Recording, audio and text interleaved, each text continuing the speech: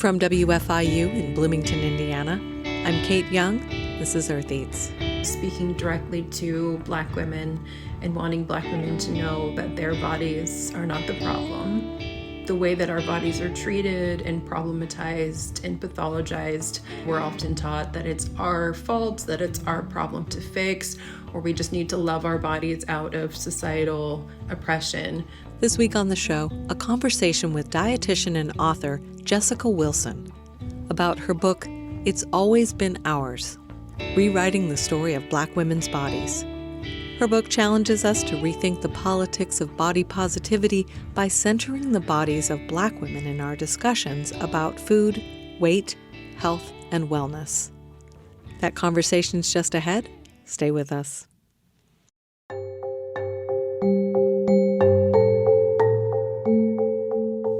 The American Academy of Pediatrics released in February of 2023 new guidelines for healthcare providers for addressing childhood obesity. The guidelines include aggressive interventions for controlling weight in children as young as 2 years old through adolescence. There's been a great deal of discussion over the past 10 or 15 years about the dangers of obesity.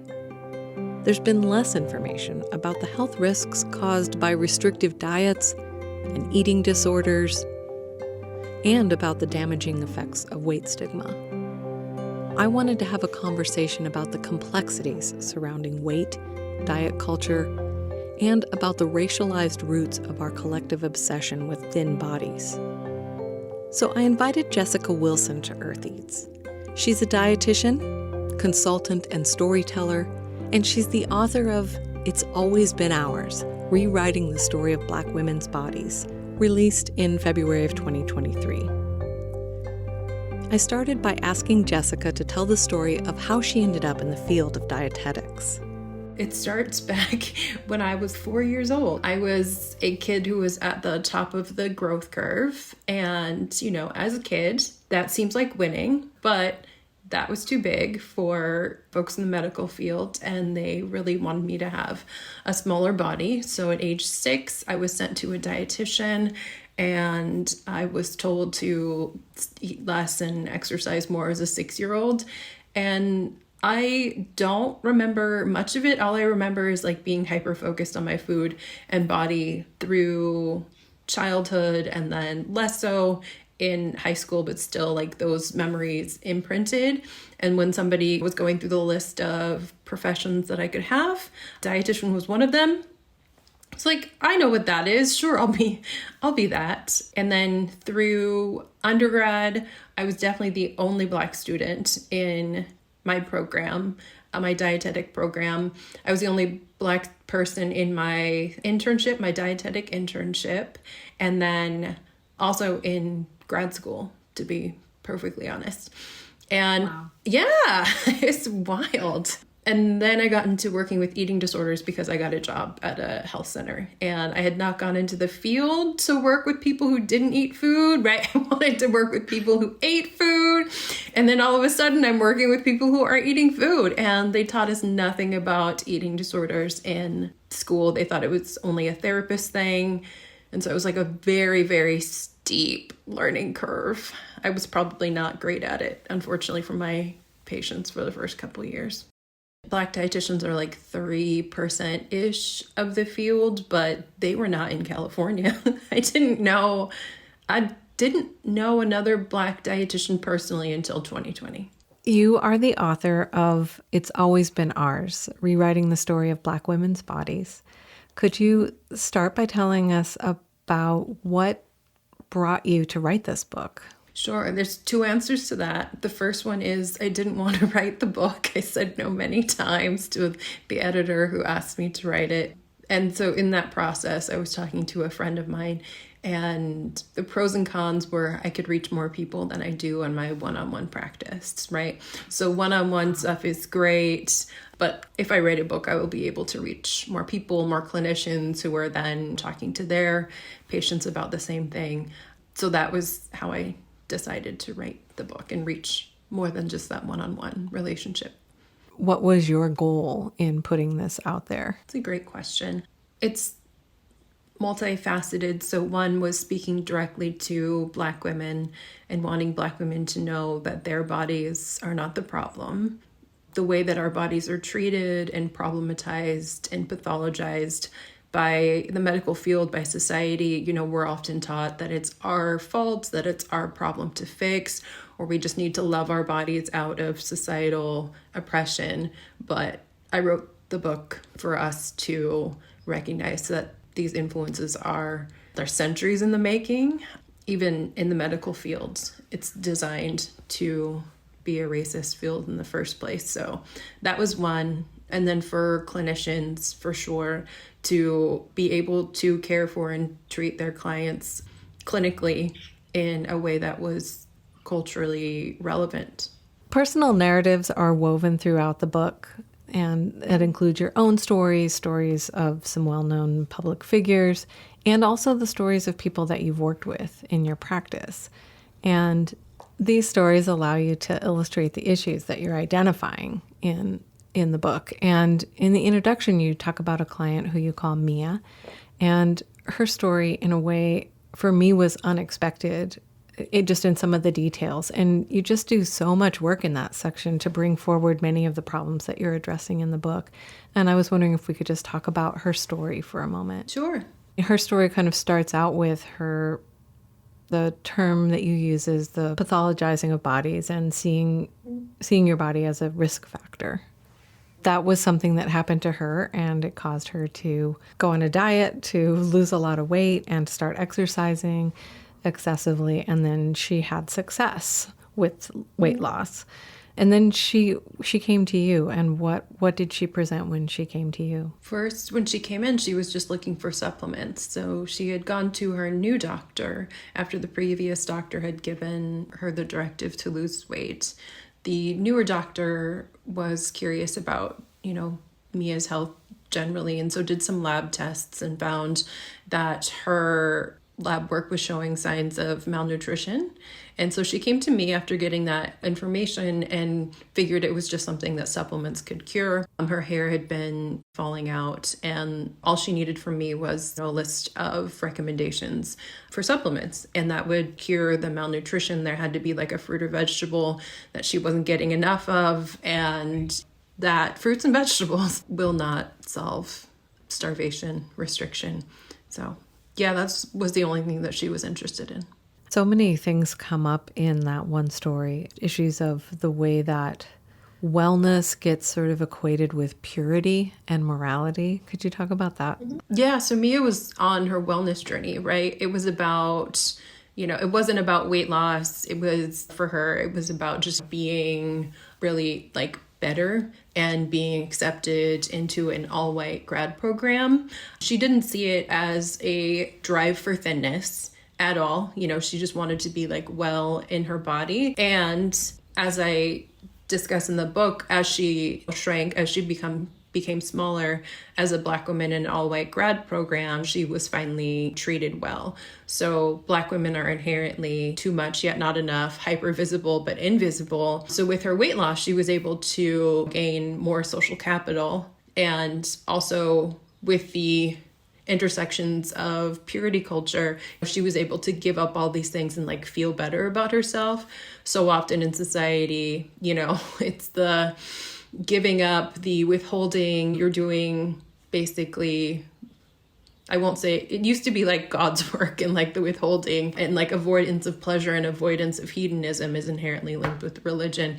And, she was able to engage in wellness and purity and feel a lot better about herself for doing these things and performing these rituals. I mean, I think that's just one of the most trickiest parts about restrictive diets or eating disorders is that, when you're at your worst, you're getting positive feedback from the culture around you.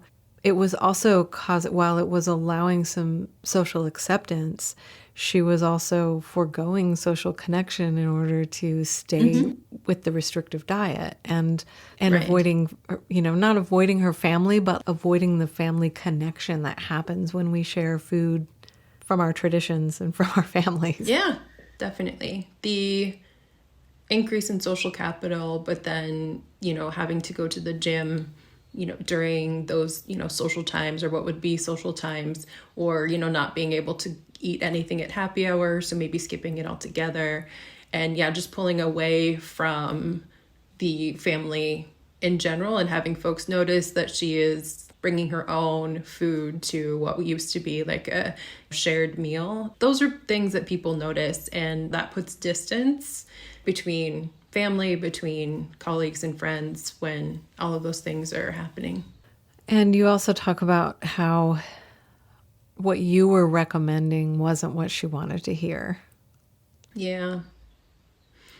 That is the hardest part of my work. I cannot solve the societal reasons that folks in general, especially Black women, are called to shrink our bodies. It just is not something that gets solved in a dietitian visit. And even she understood what I was saying and was very interested in the history of the pathologizing and problematizing of Black women's bodies.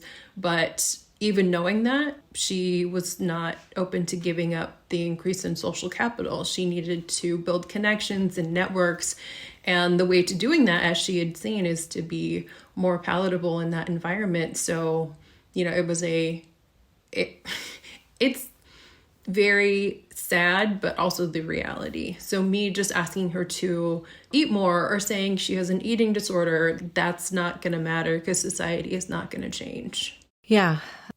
I could understand how it would have felt to have you say you need to eat more and exercise less. Like that is just the opposite message. And she's like, wait a minute, I'm healthy. Yeah, I'm on my journey. I'm healthy. It's the healthiest I've ever been. Yeah. This is the best thing I've experienced. And also she felt good about herself. And I find that way with a lot of people.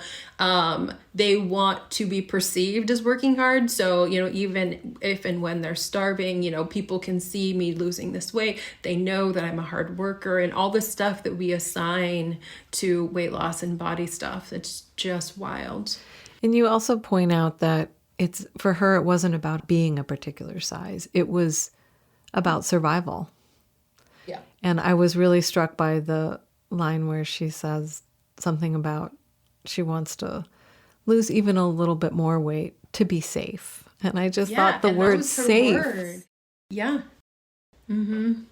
It's fit quite well in the storyline that she wanted to lose additional weight to be safe. But it was just a natural thing for her to say.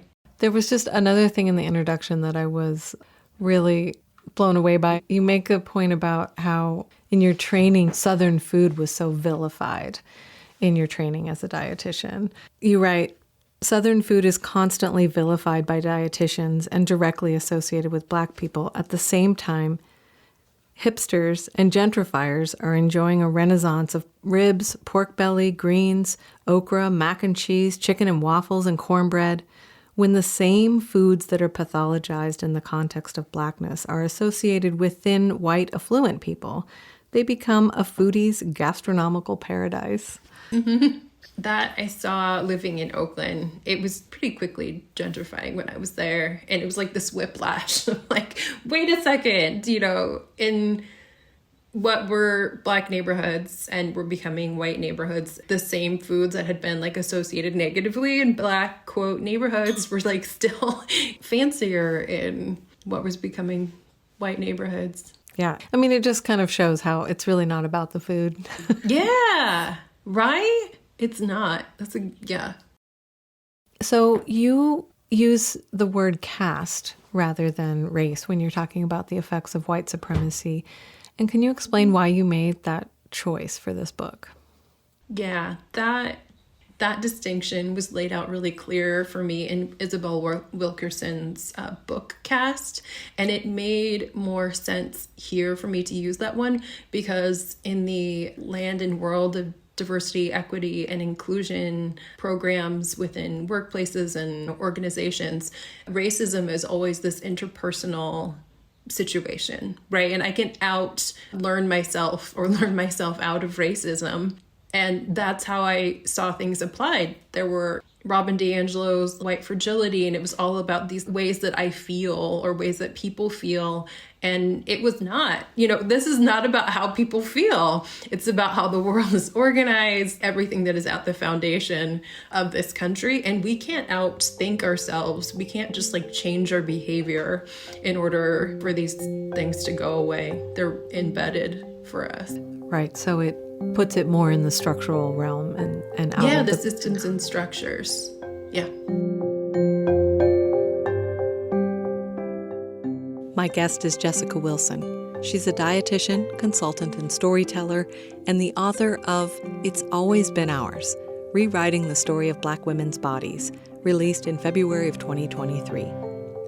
We'll be back with more from our conversation after a short break. Stay with us.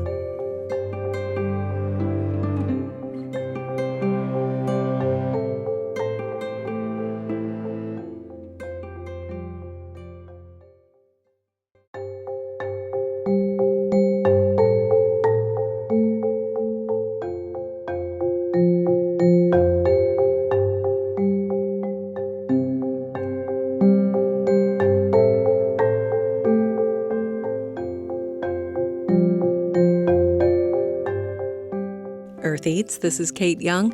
I'm speaking with Jessica Wilson about her book, It's Always Been Ours. One of the things I was surprised to find in her book is a critique of the body positivity movement. I asked her how she would characterize that and what she sees as problematic. I refer to the fluffy individual solutions to societal problems as a live, love, laugh. If only we can think ourselves into a more positive state of mind, whether it be bodies or food, then we're going to be fine. But again, it's an individual solution. Thin white folks can think themselves into being fine with their bodies, perhaps. But even if Black folks, trans folks, folks with larger bodies, even if we feel better about ourselves, society is not going to feel better about our bodies.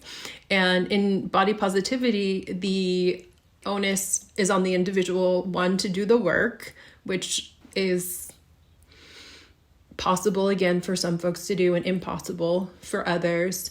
And then two, only addresses, again, that individual and how they feel, not the societal structures. People in the body positivity world often point to diet culture as the problem, and you take issue with that. Can you talk a little bit about that? Yeah, I think it goes back to Mia as a great example. She wasn't trying to be thin. She didn't identify as reaching for the thin ideal. It was about that safety. And diet culture is inherently tied to our race-based caste system, because in the 1700s and 1800s, people, especially white males, were defining both what health looked like, what a moral and good citizen looked like, and those were thin white folks, because what was unhealthy and a poor citizen were Black people, and they inherently tied fatness with Blackness based on one Black woman that they had taken and trafficked, who was a large Black woman, especially the size of her buttocks. And so that inherently just painted Blackness as hedonistic, as gluttonous forever. And so when we look at a drive for thinness, say, we can see that as a drive away from Blackness and anti-Blackness. We can position or say racism is at the root of diet culture, but I reframe it to say that whiteness, white supremacy is the actual driving force behind people wanting to be thin. So it's not actually diet culture. It's not Weight Watchers or WW Now or Jenny Craig. It is histories of association with fatness, with gluttony and Blackness. And so it's really that connection that's making folks want to shrink our bodies. Yeah, it's a really powerful thing to point out, I think. And I know that it's a new concept for some people, maybe not for others, but I know that the first time I heard that, I was kind of like, oh, that's what's going on. And of course, felt so implicated in it and have participated in it. So you talk in the book about the field of dietetics and eating disorders and about how white-centered it is. And you tell a story about the pushback that you received from some of your colleagues when you were trying to talk about Eric Garner and the intersection of fatness and blackness. And could you talk about that, what happened there? Yeah, I was in the Health at Every Size movement, which was a movement focused on weight stigma and the connection or the lack of connection, direct connection between weight and health. So the folks in the Health at Every Size community were really looking at somebody who's physically active. If they're eating fruits and vegetables, then they can be just as healthy as thin people, and the doctors will believe this. And I was in those communities, and I was not hearing people talk about how even if people are treated well for being larger, Black people, brown people still need to go to the doctor's office. And when we go there, we're not believed for our pain, we're not believed for our symptoms. So how can we connect fatness, blackness, brownness, identity into this conversation? Can we have a more complex conversation? And I was told, no, like this is only about fatness, about folks who weigh more and have a higher BMI. We're not talking about those other issues. That's for something else. And then that was a great moment for me to exit, because folks weren't able to have an intersectional conversation about bodies then. I just needed to find my own table and leave that one. You talked about when Black people are going to the doctor, they're not being believed, their symptoms aren't being treated. And I know that that's just true for people who are overweight too, that it's just like, well, the only thing we're going to talk about is your weight, no matter what you're presenting with. And it just sounds like it's doubly true for people of color.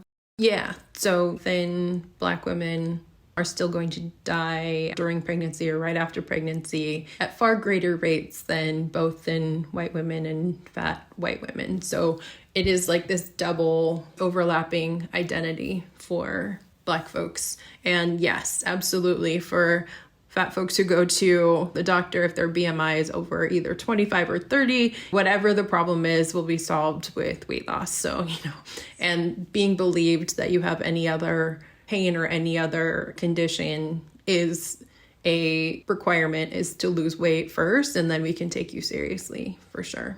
And just to clarify, how did you see that issue showing up in the case of Eric Garner? He was policed both for his fatness and his blackness. He was surveilled and over-policed because he was Black, and then his death was not ruled to be a homicide at the hands of police because he was fat, and if he wasn't fat, then he would have been able to breathe. So yeah, the double-edged sword, I guess, for that one.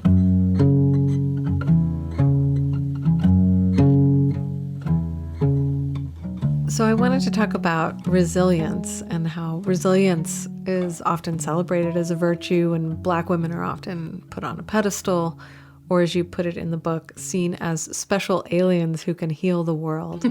Could you talk about that and what is so harmful about that notion? It sounds so positive. Right. It does sound positive. Whatever I'm given, I can handle it. No one is able to tell me that I'm not good enough or I, didn't work hard enough.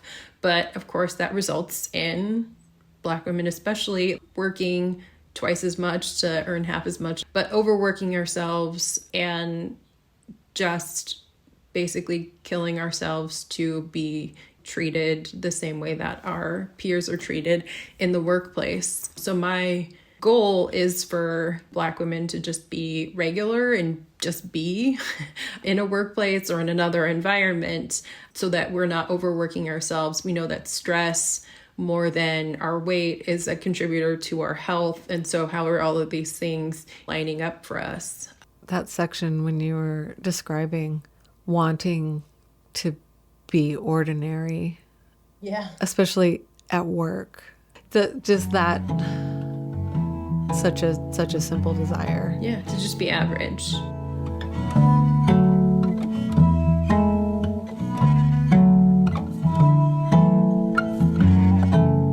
In this book, you want to rewrite the narrative about Black women's bodies. What is involved in that, and how do you see that happening? A colleague of mine Deshaun Harrison talks about the need to have a new idea because all of the things in the last 500 years were really started based on white supremacist ideas. And I would love for a new society to be created for sure, but because we are here, how can we implement policies? How can we start deconstructing caste in our own environments? What does that look like? But also, how can we talk about Black women? So those are, ideas that we can start changing today. Is it always about our resilience? Black girl magic is another more fun spin on Black women's resilience. So what or how can we talk about Black women that inherently celebrates our joy, lets us just be? And how can we expect that or demand for that to be how Black women are written about? How can we actually care for Black women during and after giving birth? What do we need to hear and see in that narrative? And I think those are things that we can change now. Can you say what you mean in the title when you say it's always been ours? That one was a more broad title to begin with, but then in all of the ways that, my friends have read and talked about this book, how I started writing it, it became far more like how much of our stories, of our joy is really from our ancestors, from our families, from really our origins as Black folks, and how a lot of that has been taken away. So how can we bring that back? How can we find joy? Because our joy has always been ours and has been used and will be used as resistance in the US and Western society. So how can we center that joy and know that it's always been ours? So the what that's always been ours is joy. Yes, the joy has always been ours.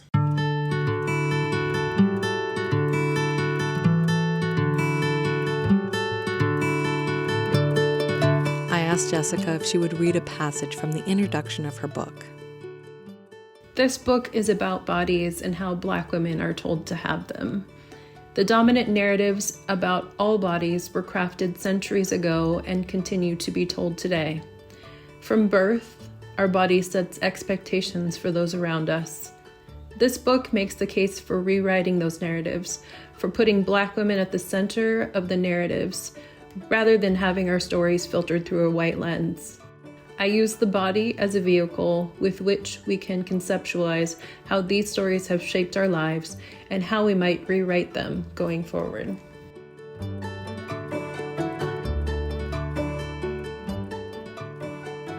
That's Jessica Wilson reading a passage from her book, It's Always Been Ours, Rewriting the Story of Black Women's Bodies. After a short break, we'll return to our conversation and hear Jessica's response to the new guidelines from the American Academy of Pediatrics addressing childhood obesity. Stay with us.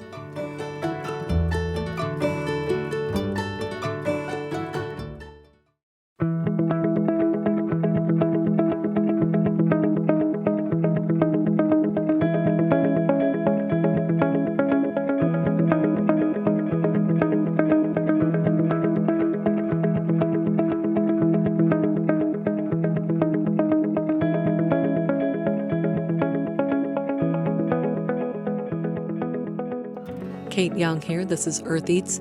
My guest is Jessica Wilson, author of It's Always Been Ours, Rewriting the Story of Black Women's Bodies. Let's get back to our conversation, starting with a short quote from the book. The politics and constraints that shape society shape our bodies. White supremacist capitalism objectifies and commodifies individuals. It creates social hierarchies and then makes money by selling us the promise of thinness, health, and ultimately wellness. Yes, and I think that is also missed in the constantly creating problems in order to be able to sell solutions. Of course, Gwyneth Paltrow and Goop is a great example of how they invent products and just the idea that to get close to purity, wellness offers this. Gwyneth is, somebody who has coffee for breakfast and nothing for lunch, and just how we revere her ability to withhold, to go without, and how pure and righteous that seems And so we're able to sell a bunch of things that are supposed to make us pure, be it adaptogens in our dusts that we're eating or other things that we're doing to make us feel like we're both good people and righteous and well people.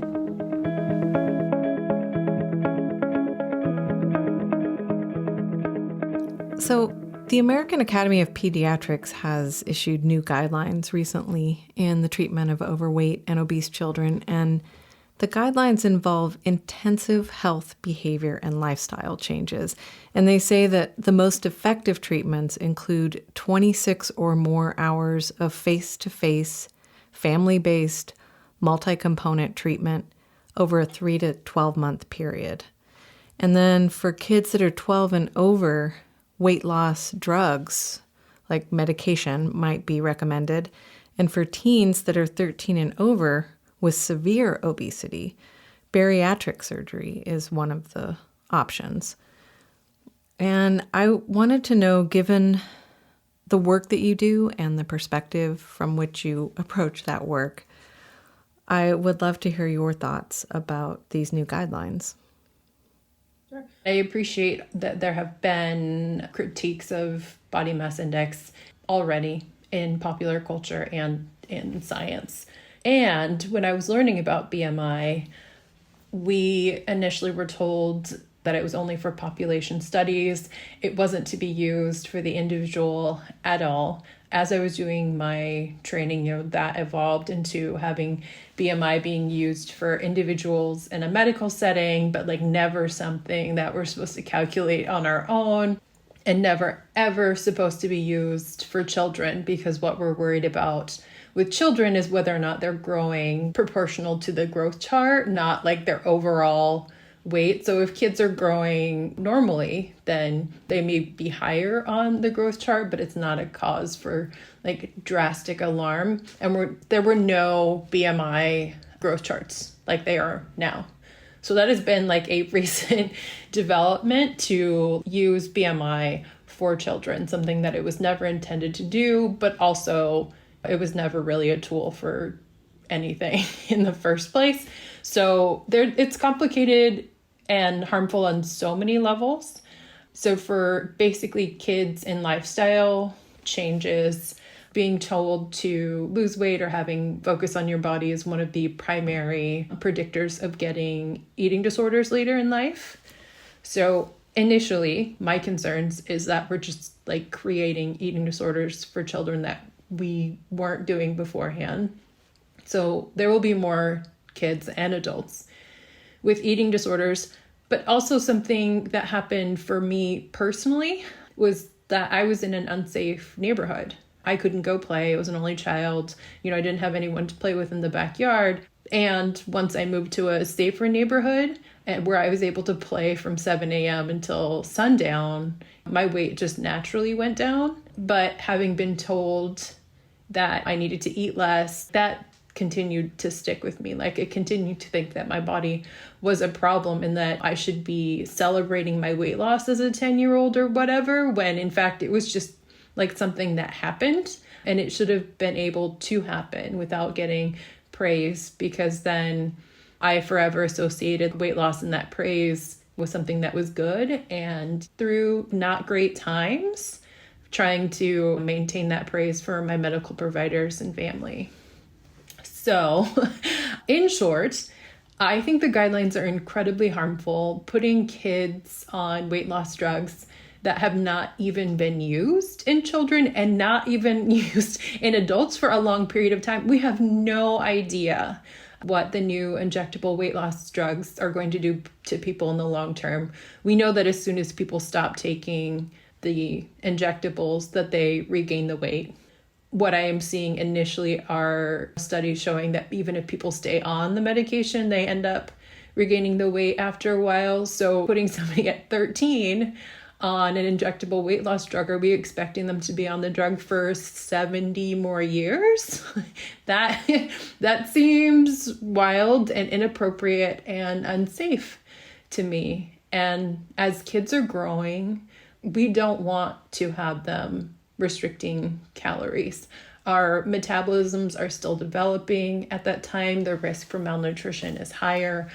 And as kids, I have seen, kids who have made do on very few calories, either due to food apartheid, not having food access, or dieting very young, having very, very slow metabolisms later in life. And those are things that we can't undo. I want to pause here for a moment and reflect on what she just said.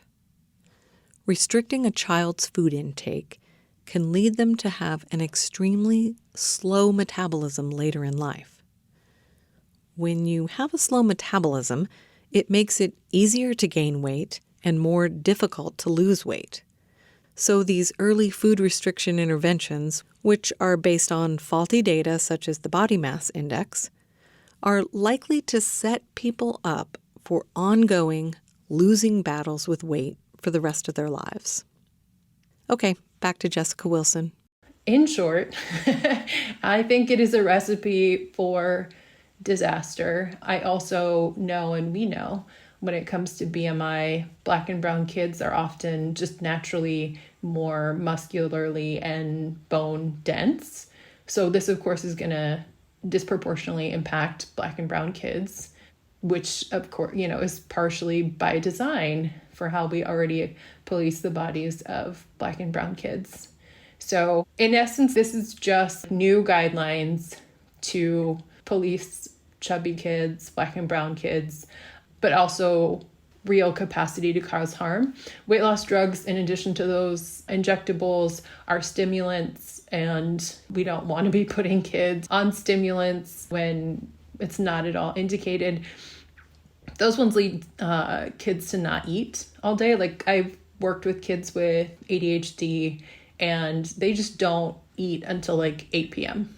because they're not hungry and they're kids. Like, they're running around and not thinking about food. Also, phentermine is back because of the increased focus on weight loss medications. And that one is known to have side effects of heart problems, high blood pressure, and folks that didn't have it beforehand. So, I mean, I have lots of thoughts, as you can tell. Overall, I think it's terrible, and I'm really hoping that we can push back on the guidelines and undo them.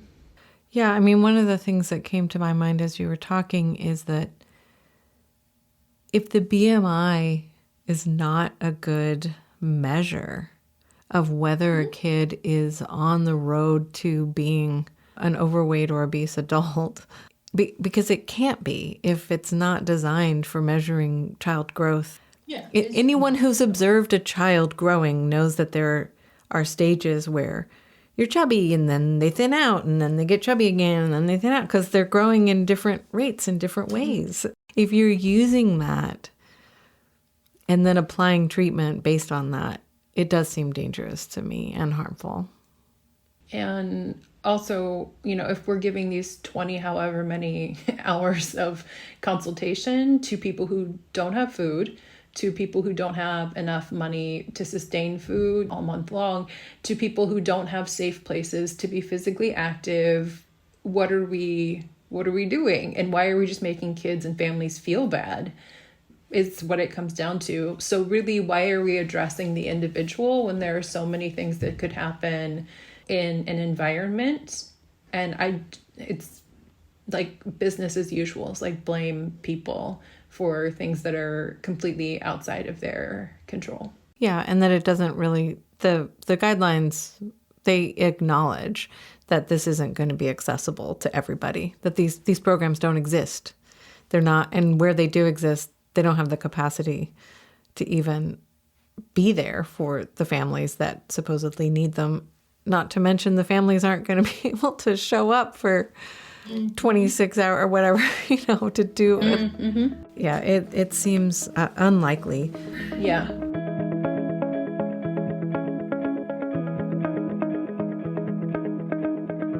Did you want to say more about what are the systemic or structural problems that you feel like they're missing when they focus on the individual? In the medical field today, we're very aware of what contributes to somebody's weight. A lot of it is genetics.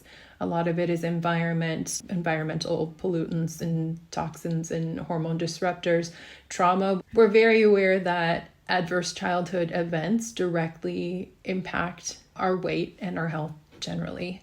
Access to food, so many different things that impact our natural body weight, whether or not there's a history of starvation, either while our parent was pregnant with us. But the answer is never to fix those things. It's diet and exercise. These are all so many reasons that contribute to your body size. And you know what you need to do? You need to eat kale and quinoa and start jogging as an individual solution, which is wild to me. One of the things that I know has been discussed about this is that they're talking about how healthcare providers need to take a really aggressive approach and they need to bring up weight at every visit. Yeah. What do you think about how that might affect someone's relationship to the healthcare system going forward? Yeah. I mean, that's totally what happened to me as a kid. And I, again, viewed my body as inherently a problem to be solved for decades, maybe at least a decade and a half. And yeah, so many of my Black friends especially, just won't go to the doctor. We won't go places where we've been told we need to lose weight. My fat friends as well, just won't go to the doctor until we're very sure something is actually wrong. Because if it's not, the solution to whatever it is will just be to lose weight. Whatever is bothering you will be better once your BMI is under 25. So yeah, all of these things directly impact our access to healthcare, or at least access to healthcare that believes us about our bodies. I see it all the time. I see people be misdiagnosed, not believed, not diagnosed until something is life-threatening. So all of these are outcomes that may have been considered and just shoved away because people don't care about people whose BMI is over 25. I don't know. One of the other things that I noticed in the language was that they're talking about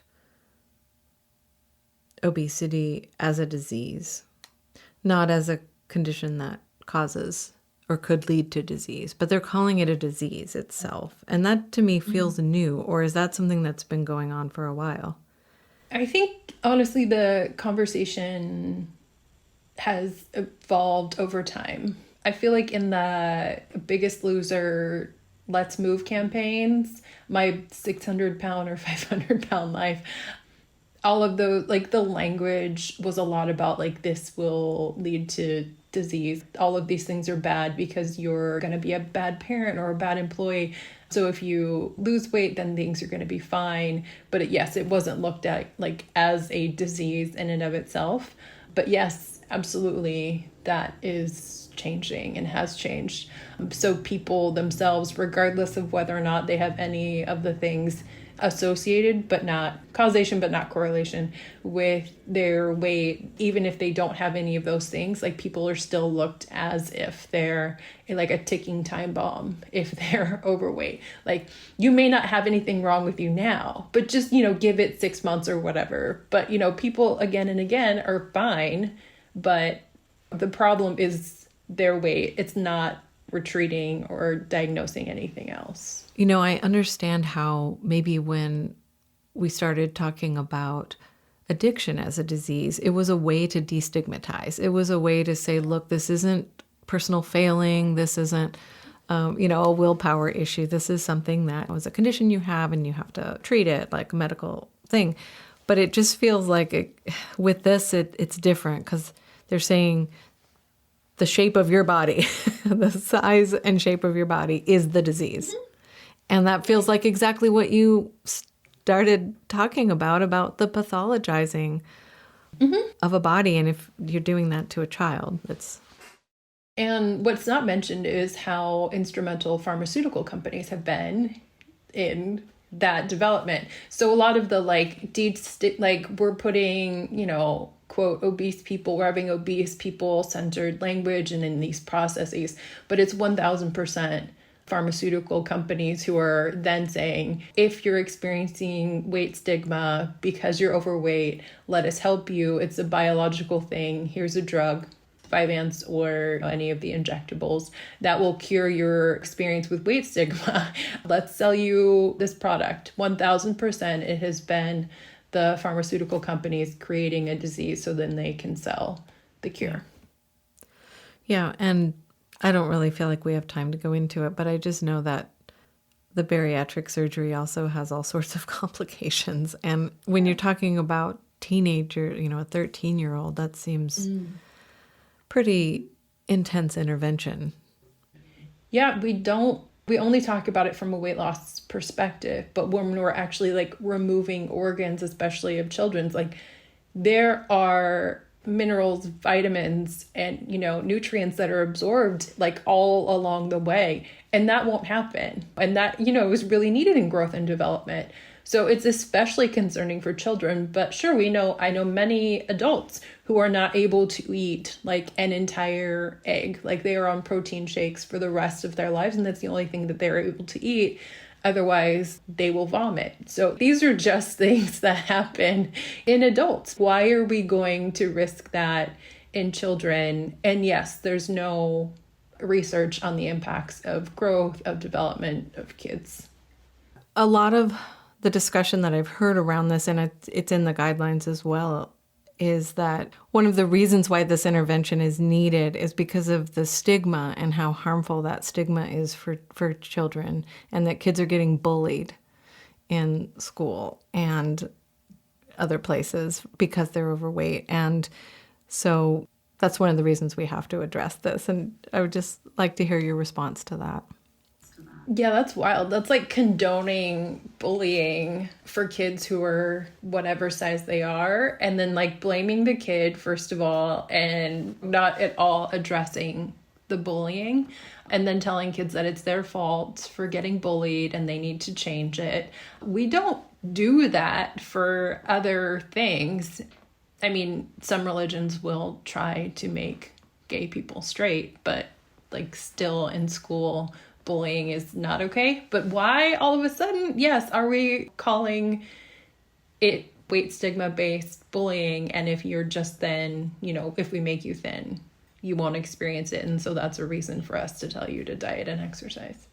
The complete disregard for kids is like how I think about it, reinforcing fat phobia and why it's okay to be mean to fat people. And it's not just like the interpersonal stuff, but how does that creep into whether or not people get jobs, how people are viewed as potential partners. When we look at it in the medical research, people are thought to be lazy, non-compliant, people don't get care, people aren't believed. So it's not just, kids and bullying that, sets people up early to think that it's okay to, discriminate against chubby kids and larger adults. Yeah, it just feels like there are some, I don't know if blind spots is the right word to use, but just that it's like the main thing that's wrong is that you're overweight. And so let's just make you not overweight anymore. And then these problems will go away. Yeah, absolutely. Mm-hmm. It just feels like a very harmful message to send. I really want to thank you for talking with me today, and this was great. Thanks so much for having me. That was Jessica Wilson. She's a dietitian, consultant, and storyteller, and the author of the book It's Always Been Ours: Rewriting the Story of Black Women's Bodies, released in February of 2023. You can find links to her work and to the new childhood obesity guidelines from AAP on our website, eartheats.org. That's it for our show this week. Thanks for listening. We'll see you next time.